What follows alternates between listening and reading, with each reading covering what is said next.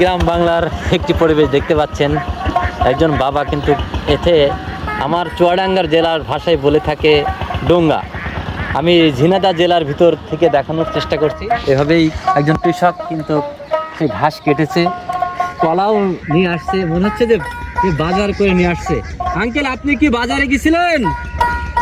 Uncle, বাজারে গেছিলেন নাকি আপনি?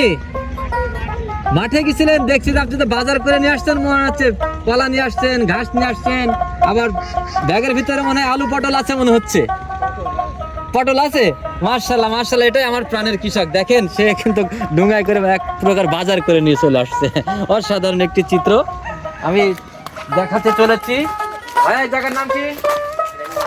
হেঙ্গের পাড়ার ব্রিজের পর থেকে কিন্তু আমি দেখাচ্ছি। এটা আপনার ঝিনাইদহ জেলার ভিতরে অবস্থিত। দেখছেন, এরই নাম গ্রাম।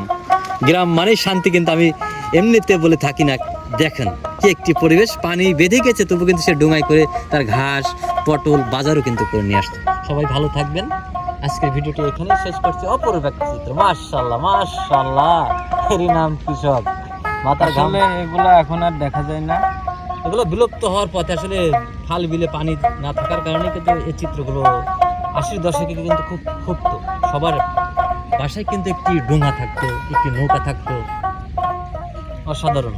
ওখান থেকে ওটা মাছ ধরে মনে হয়, ওটা একটা মাছ ধরার ফাঁদ।